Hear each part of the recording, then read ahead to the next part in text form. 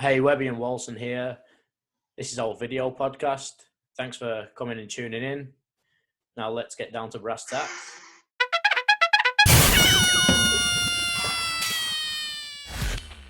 But yeah, mate, just have a chat about Origin 3 for the cider. What were your thoughts on it, Webby? Yeah, mate, I thought it was a great game. I mean, I went back to the first one when the Blues came up here and won in Queensland, and I looked at the selection again of the first team, and I still can't believe Billy Slater didn't get picked. What were your thoughts on that at the time? Yeah, I mean, that was a big glaring omission for me. I just couldn't believe that they left out Billy Slater. I think I was going to talk about it a bit later, but I think there was a little bit of sort of politics there. Like a little bit of a Broncos push for Darius Boyd. I just couldn't believe that someone who'd served them so well over all the years was going to be left out for that game. When Darius Boyd had always played really well on the wing as well. So, but even take away his like legendary status, just his form alone when he came back from injury that warranted him selection in my eyes anyway, because he looked 10 years younger, he looked 10 kilos lighter. I think even just on his form, he would have been the first picked at fullback, and then given, his Origin and Australia rep career. Yeah, 100%, mate. I agree. It was a strange one, yeah. Yeah, it seemed strange, and it seemed like it was quite strained with the Queensland selectors. And I noticed after the game, Lockyer was there for Channel 9, and he was interviewing Kevy Walters, who were two of the selectors, along with Gene Miles. And they had some interesting sort of dialogue there where Walters is always a joker, but he sort of said, oh, well, we know we got the wrong team for the first game. But a lot of the talk coming out of the camps was that Walters wanted Slater and he didn't get him. He got overruled. So I think he'd probably feel vindicated if that was the case, the way that Slater came back and played those two games. And so who are the selectors, Walt? I think the three Queensland selectors are Gene Miles, Darren Lockyer, and Kevy Walters. That's my understanding, yeah. So, and there was a bit of talk that some of the selections were even though Kevy Walters is a former Broncos great, but just were influenced by that sort of, Darius Boyd had mentioned to Wayne Bennett or to some people that he really wanted to play fullback. Yeah. And there was some sort of influence there. Again, that's just hearsay. There's just things that that are said, and in the media and that. But, usually where there's smoke, there's fire. And there's an element of looking to the future with Darius as well, because he's probably got 4 or 5 years left at that level, maybe. But then you've seen Wayne's influence on second Origin, where he had the whole standoff about Anthony Milford not going into camp if he was going to be 18th man, and tried to hold Kevy to ransom again with the Thurston selection, which I found a strange push of power again, because given Slater's status and then given Thurston's status, it was a strange one again then for the second game. Yeah, and the thing about it is, I guess, is, I heard him say last night they used 26 players, Queensland. 28. 28 players. Yeah. Yeah. So that's probably the most players they've used in, the last 12 or 13 years, which probably points to a couple of things is, they've had a great run with injuries to their marquee players. But they've also, they have stayed, very loyal.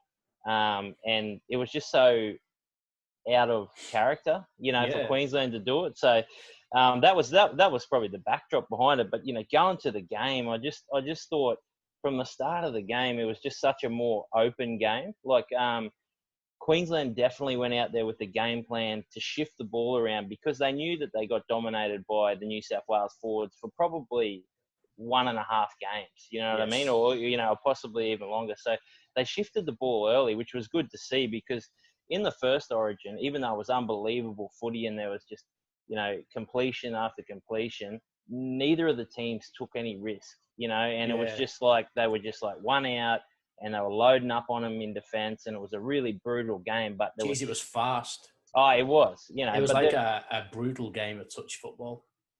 But like there was no, and people were saying that might have been the best half of footy they've ever seen in Origin Nah, in Origin 1, but they not didn't in actually. terms of football though. No, they didn't play much footy, but Queensland came out in this game and they had a clear game plan to move them around and test out the edges. And I think they they eventually found out sort of Pearce and Cordner on the edge, and also they tested Hayne a little bit. I think he stood up okay.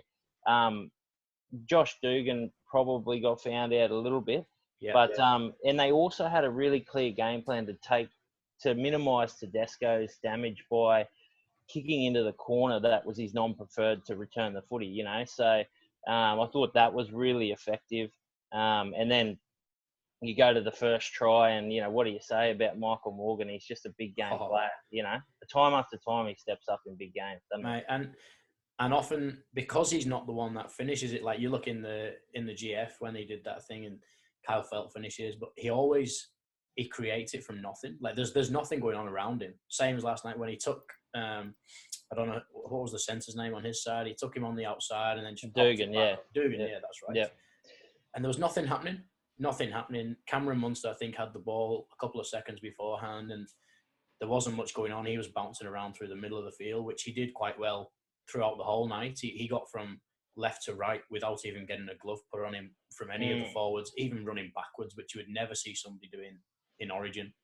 Yeah, and I just think like that first try was it was basically just you can't leave Morgan. Like Morgan has showed in the NRL and for Australia and for Queensland, you can't leave him by himself because he's got the strength and the speed where if he gets a one-on-one and he get in the right position, he can get an offload. He did it to win game 2 for Queensland. So he did it again for that first try. And that really, it was so big, like the first try was so big. Queensland at home, they got out to a 6-0 lead.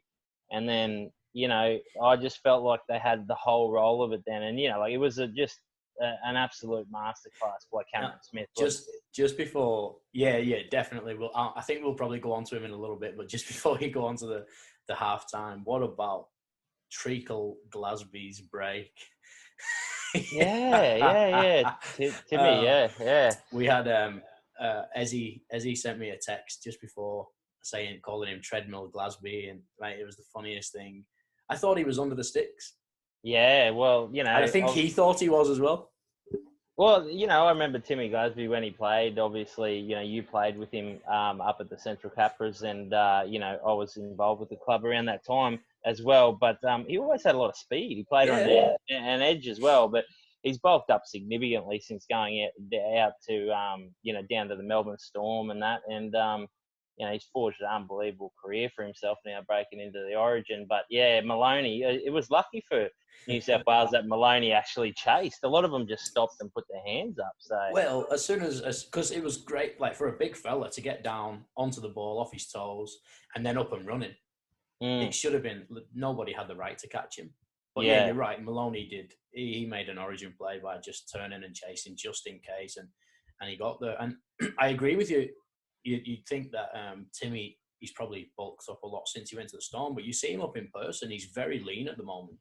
Yeah, very lean. Yeah, he's he was carrying a lot more weight when he was up at the Capras. But obviously, it's a different kind of fitness when you step up to that level. You probably can't afford to carry the extra body fat at that level, especially not at Origin. Yeah, I know. It's just such a fast. But how well did he do? His stats are incredible for the time that he played.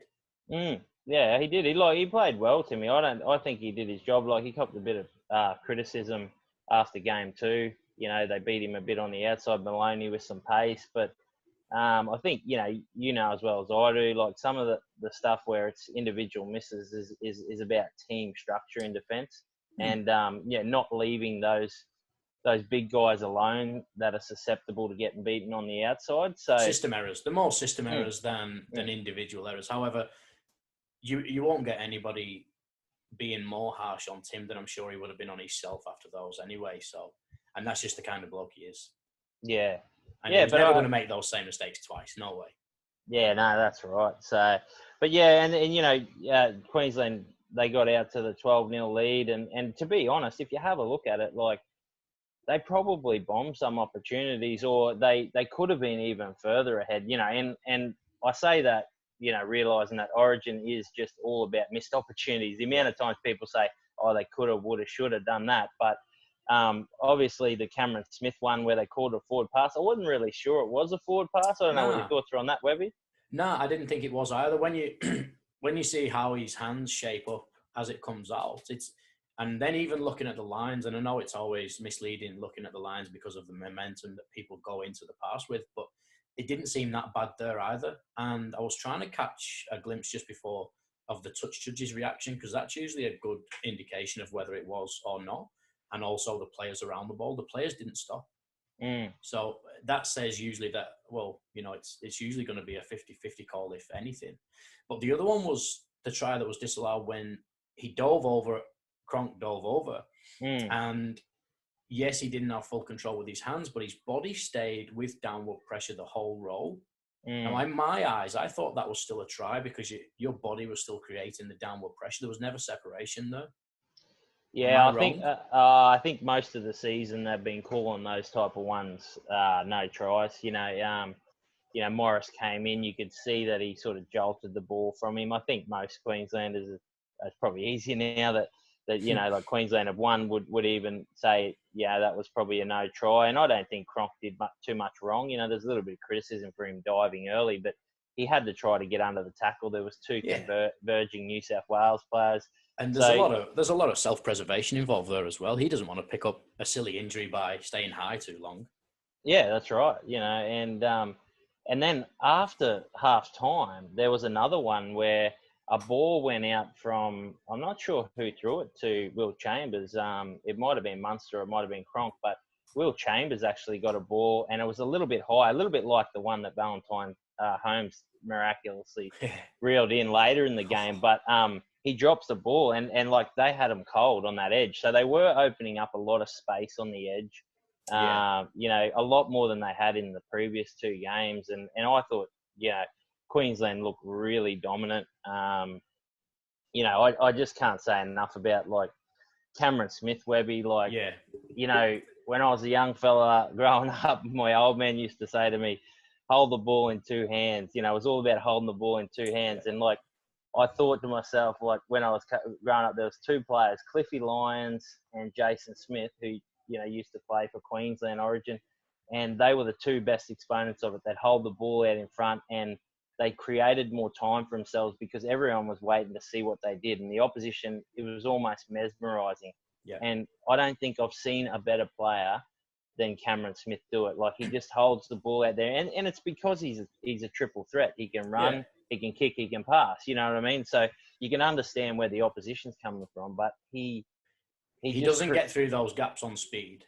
No, he only does it because if anybody commits to making the tackle with him, he's got both hands ready to pass or kick. Yeah. However, if he tucks that under his wing, there's only got one option, is to run, so people can bite.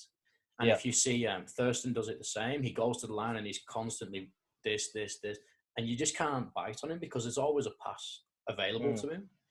And with the people around him, with the quality that they have, there's always somebody hitting a good line as well. So then you're thinking, oh God.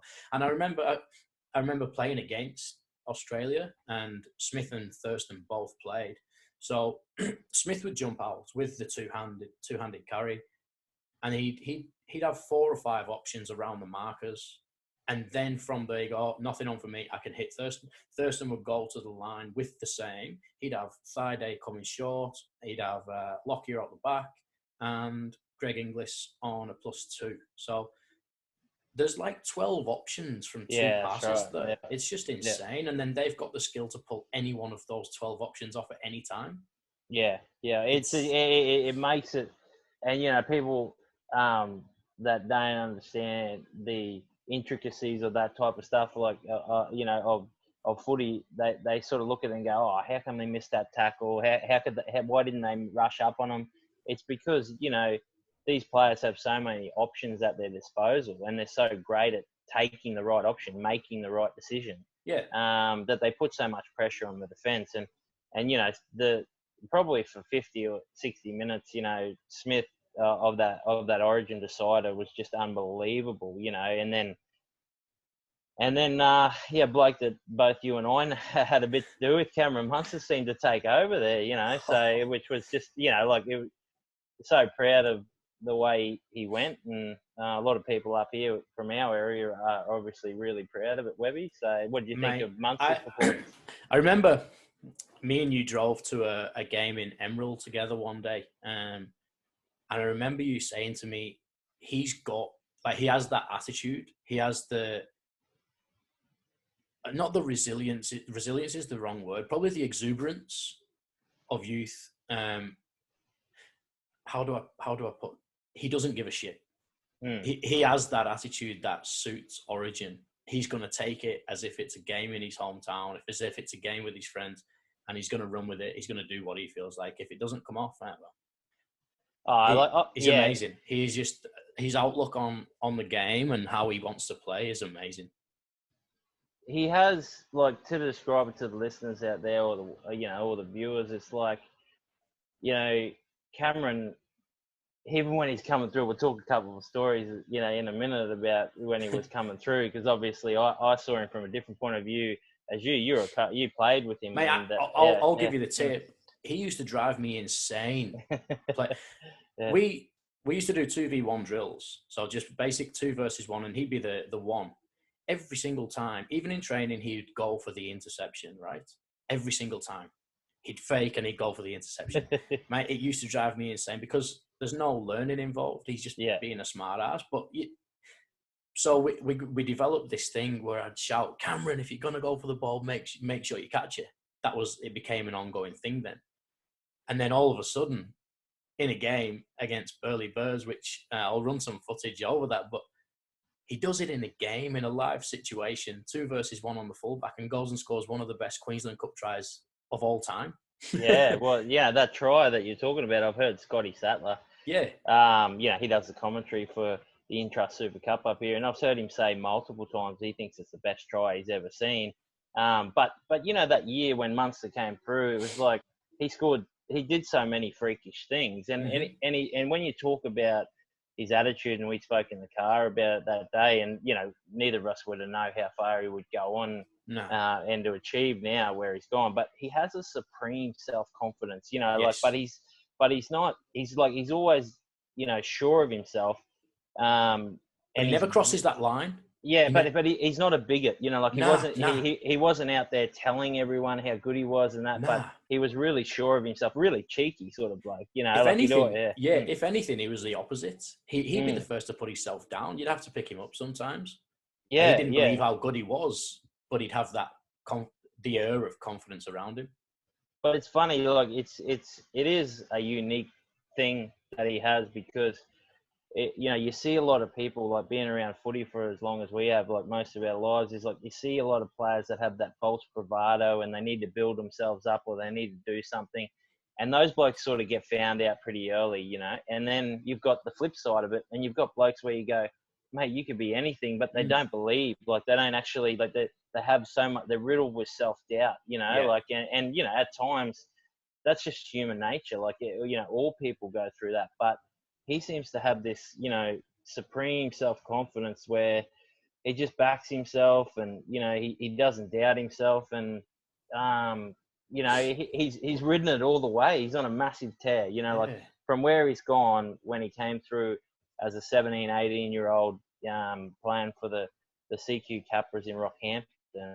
And then he's ridden it all the way, you know, to the State of Origin arena. But as the games get bigger, you know, he just steps up and it doesn't seem to faze him, which, you know, I think sort of sums him up a little bit. Yeah, no, what he's done is incredible. And I think I've only probably been watching Origin for the last 10 years as intense as you guys over here, but it's certainly the best Origin debut I've seen. Maybe a one-eyed bias look from me because I know the guy, but geez, he was good. He just didn't let the occasion get to him.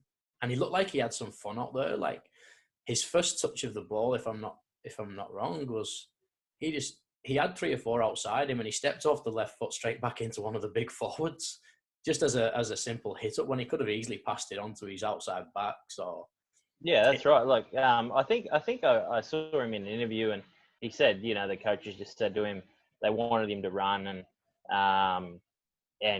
tackle and run. Basically tried to keep it as simple as possible for him. So he would have felt very comfortable in that environment. But then, in saying that, like, you can't sort of underestimate, like, if you're a kid who's grown up all their life watching Origin in Queensland, like how much it means to you. And it's very normal to get overwhelmed by it. Like I remember some great players, like Justin Hodges, debut, he had a shocker and he came back to forge out a great representative career. Yeah. Darren Lockyer, the first time he played for Australia, he couldn't get, he probably dropped 3 or 4 balls when Billy he was playing Slater. fullback.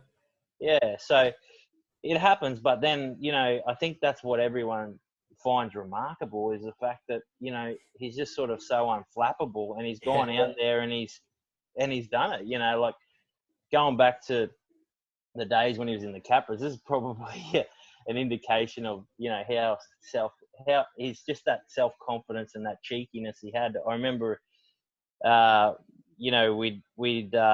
walked into the office with the coach. He walked in before the coach, Jason Hetherington, came in. He was out doing something and I was there and I was operations manager at the time. And I said, "Oh yeah, mate, you've been named in the side for the first trial this week." He hadn't played a game in the top side that year. And he said, "Nah, mate, I'm not playing." I said, "What's going on?" I remember this. Yeah. I know what's coming up. Yeah. And he said, "Oh, I'm not playing, mate. I've got to get my tattoo coloured in." I said, "Oh, I said some choice words to him, something, along the line of, "You're kidding, mate." And just for those that don't know Butch as well, Jason Hetherington, just explain what kind of reception he would have got from that. Yeah, so I was sitting there thinking, because Jason Hetherington, a former Origin Australian player, mate, himself, would play with one leg if he had to. That's right, and he was old, he's old school, this is, and I was thinking to myself, it's ticking over, mate. And I said to him, I said, Cameron, you're going to tell this to Butch. I'm not. I said, I'm not telling him. Like, he's coming in soon. He's like, yep, didn't phase him.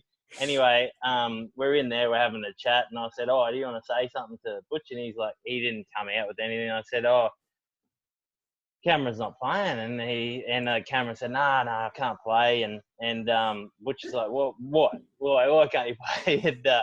And he said, like, I'm getting my tattoo coloured in, and I won't tell you that. Like, Butch is just loaded both barrels on him. But this is what I'm saying about strong-willed, mate. To his credit, he didn't play that game. He could have quite easily come in and said, look, I've got an auntie down in Sydney. She's getting married. I need to be there. You'll never find out.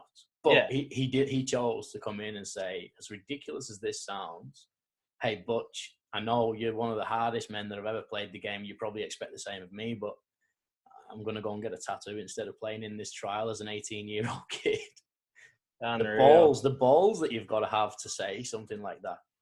Yeah, and he did it, and then he got his crack a couple of trials later, and he broke his way into the team. But another thing, he did, mate. Like, rookie of the year, he had a season for the ages, and couldn't get touched. Whatever he did as a player, just it turned to gold.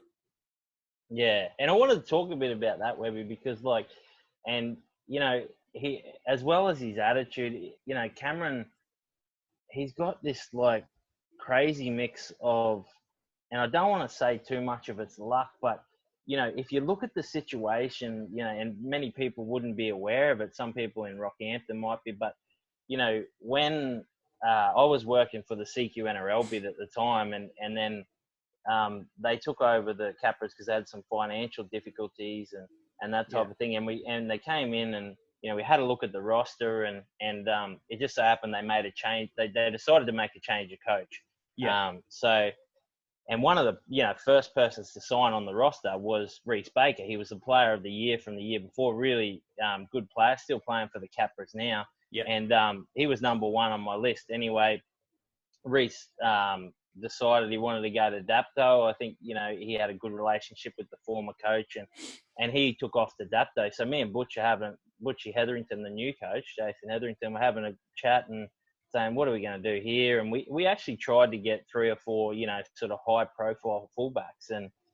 And then it just so happens that the player of the year leaves and Cameron gets that spot. And you wonder, like you think he would have been good enough to come through somewhere, but does he get that spot at fullback? And then this is the thing. Well, and I explain this to a lot of kids coming through now in development. There's so much. It doesn't matter how good you are. There's so much luck involved. Like that example that you've just given now is every single player that are playing at that level. I'm telling you, they would have a lucky example that give them a start. But what it is it's when preparation meets that opportunity, then that's, I suppose, what will tell the difference between, because on the flip side to that, there's people that get those opportunities very luckily and then show up really bad. Yeah, that's right. They're not prepared for it, so they just fall by the wayside anyway. So I suppose there's a bit of attrition involved, but there's so much luck that goes into everybody. Well, let's put it into facts and figures. Less than 0.5 of all 10-year-olds will ever play in the NRL. And then of those people that do play in the NRL, I think it was like 22 games is the average game at the moment. Yeah. So for a career. Yeah. Now, when you break that down into there's got to be so much luck along the way with injuries. Mate, just even being able to afford to play sometimes, being in the right place at the right time, being in a town that does football. Like if you're stifled by geographical distance, like we hear Matt Scott's story all the time and how he used to travel 10 hours just to play. Yeah. If he didn't have somebody willing to drive him 10 hours, he doesn't get that chance. So in that regard, he was probably a lucky person as well. That's probably his lucky story. Yeah. Yeah, I guess everyone's got their own lucky story, but I sort of seen it along the way, and then and he comes out and he signs for the Melbourne Storm, which at the time I was sort of, Billy Slater in his prime. I'm thinking, where's the pathway here for Cameron? Like he had the Bulldogs interested, the Broncos, and the Melbourne Storm, and he chose the Storm. And I sort of thought at the time I was thinking, oh, geez, maybe the Bulldogs would have been a better pathway for him, but Billy Slater gets injured, and and he gets a crack there, but he's knocking on the door. Like there's no doubt about it. I don't want to minimize what he done. Like, no. When he was coming through, he the season he had as a 17 turning 18-year-old for the CQ Capras was one of the greatest rookie seasons that the Q Cup's ever seen. I believe. And I've followed the competition for 20 odd years. So.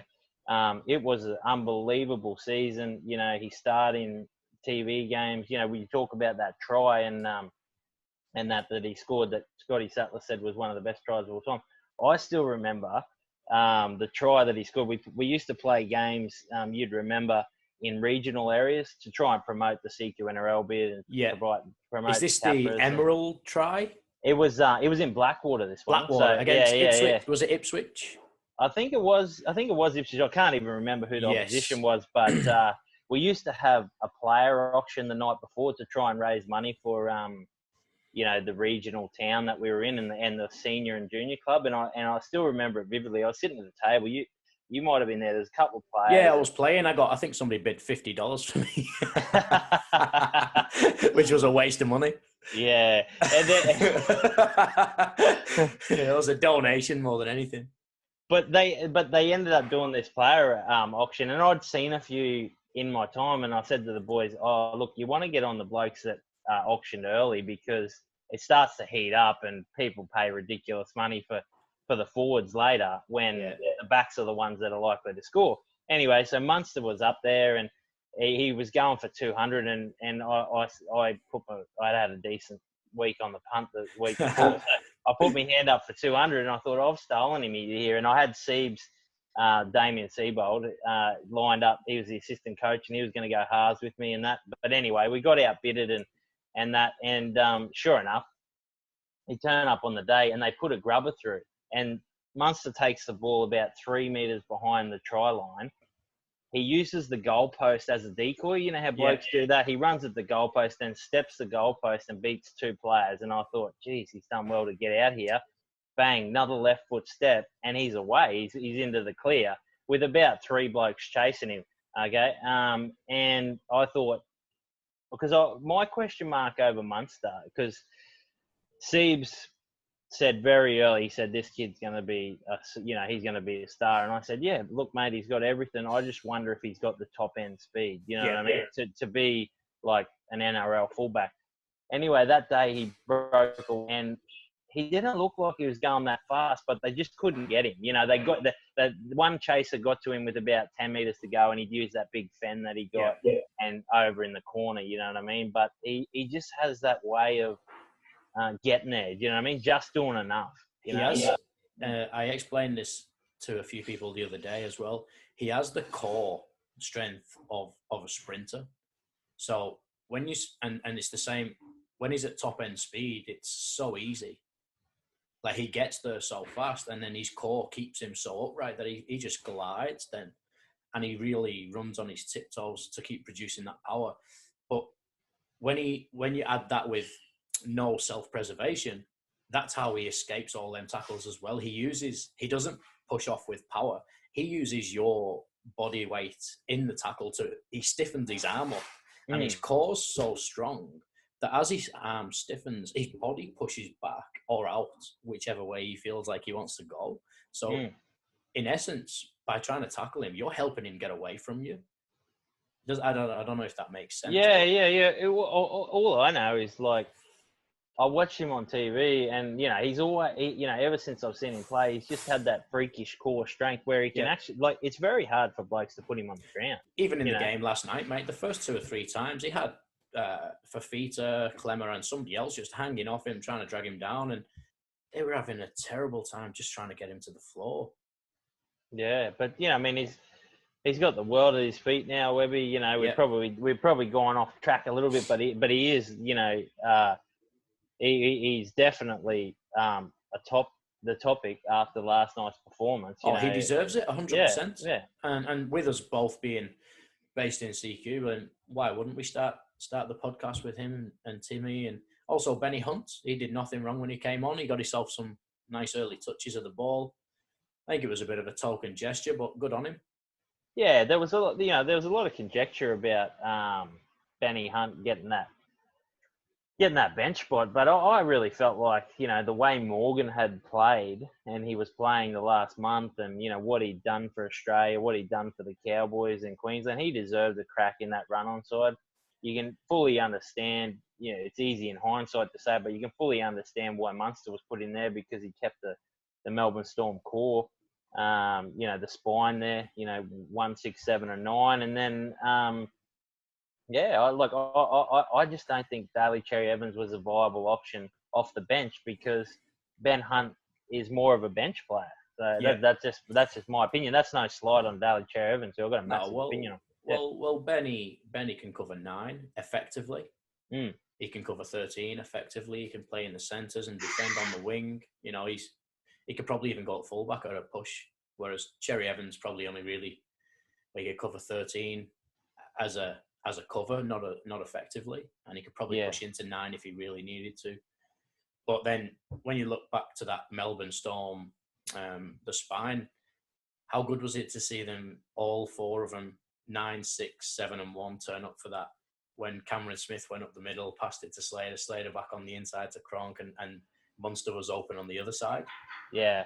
That was good to see again. It's just that combination, like just from hours and hours of practice, and just that, without talking about it, the Johns brothers probably had it. There's a few players, like I can see it now with the Trebojevic brothers at Manly. They just turn up and there's just nothing said between them, but they just know what's going to happen. So I think that takes me back to when you was talking about when Cameron had a few options to sign at different clubs, and you thought that the Bulldogs might have been a good option. I think that culture that the Storm had already created, and Bellamy and the senior boys having the pull in the team, and I think that would have been the perfect, for his attitude that we've already spoken about, it would have been the only way to keep him in line. Because you look at the Bulldogs and they've had similar players with probably a little bit different of an agenda as Benny Barber, all the talent, probably just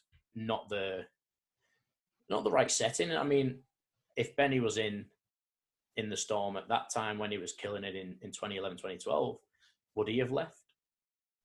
Melbourne's a really strong culture, but they also have the advantage of not as many people know who you are there. Yeah. You can get away with a lot more things.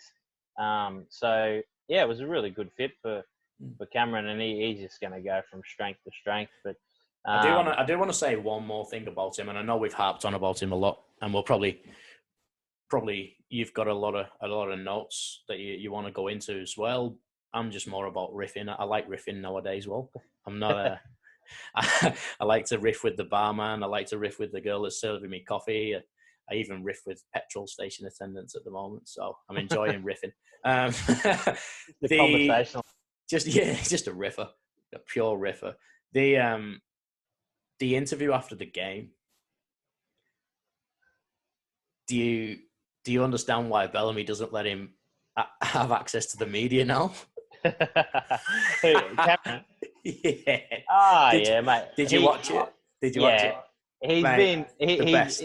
It's always tongue in cheek. If you know him, it's always tongue in cheek. I mean, I like the way he sort of half takes the piss out of himself, and then. But did you hear what he said? Yeah. It was great to get the 2 points tonight. Yeah. It's fantastic. That's just the kind of person he is. He's just got to laugh because he'd be laughing at himself. He'd be thinking, "What a dickhead! What am I doing?"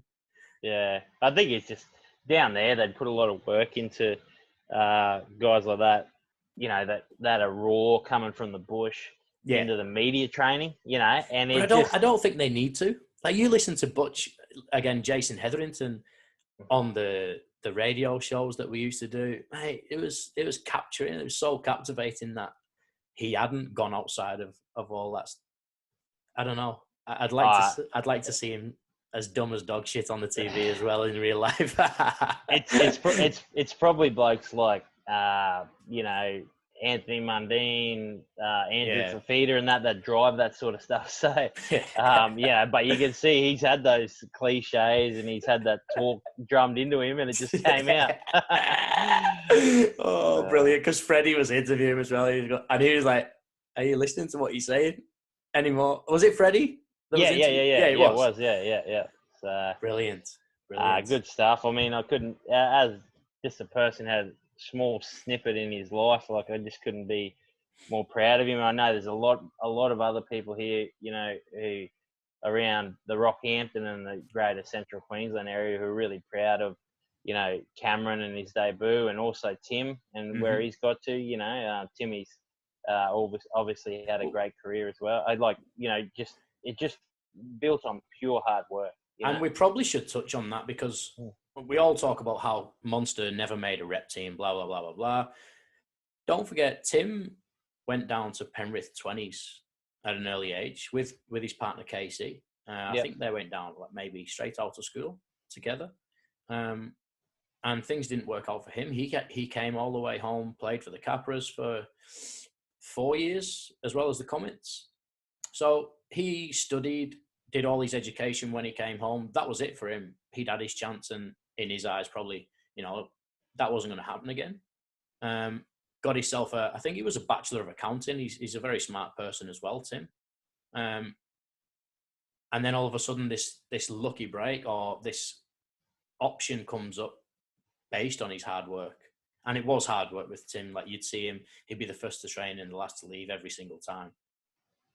But then all of a sudden, like, look where he is now. It's just, it's a great story. It's a great story of persistence. It's a great story of, where people say doing the little things. I remember that year when I was involved with the club, I was actually on a assistant coach basis, and my job was to do the statistics. You'd probably remember because you were playing at the time. And that's right. And I brought in that statistic where it was 1%ers, and I'd give 1%er for those little things in the game that didn't, like, they weren't tackles, they weren't runs, they didn't have a stat allocated to it. It was about kick pressure, kick chase, pushing up in support, quick play of the balls, things like that. All those little things that add up, things that you don't have to do, but they make the biggest difference in a game. Yeah, and we had a big focus on those 1%ers, but this is not no word of a lie, but Timmy GLASBY won those 1%ers almost every week. I mean, I think out of the 25 weeks, he would have won it 20 weeks. You know, I remember as a hooker, you used to love him getting tackled, and that might sound stupid, but one thing that you would guarantee off the back of him, and I think it was a Penrith thing at the time, because a couple of guys that I played within the Super League, Damien Blanche and Luke Dyer, they were saying they would always win the play the ball, and they would always get a quick play the ball. It was guaranteed. So, I mean, looking back, it would have been a lot easier to think, well, every time Tim gets tackled, we should have 6 players ready to go, because he's getting a quick play the ball every single time. He will get a quick play the ball, and that doesn't happen as much now because the game's evolved and wrestling came a bigger part. But back then, yeah, you're right. That 1% of winning the play the ball, you would guarantee that he would do it every single time he got tackled. Well, he has that forward running style. You know, you see it now. Like, he's got that forward lean. You know, and like you say, wrestling sort of has negated that somewhat. You know, but yeah, at an intra Super Cup level, he used to lean forward and he'd almost always finish on his front, and then he'd get up in the quick playable. So it was a hooker's dream, really. Oh, just wish we had one quick enough to go off the back of it. Or smart enough to tell somebody quick enough. Nah, you so, mate. Yeah, so thanks for listening. Hope you join us on the weekend with Lucas, the Big Daddy Brown. Should be interesting. Wall, have you got some tough questions for him? No, I'm looking forward to talking to Lucas Brown. I've actually followed his career, you know, with the boxing and being the first heavyweight champion, and he went through, you know, a couple of drug scandals. So, yeah, it'd be just great to get to the bottom of it and just see what, you know, see what's happening with him and when his next fight is. And don't go upsetting him, because we don't want him over here. He's a big human. We're not doing it in person, are we? Nah. Nah, that's good. we keep him in Perth, and we'll stay here. I think that's like a 7-hour flight. Pretty safe for a couple of days there.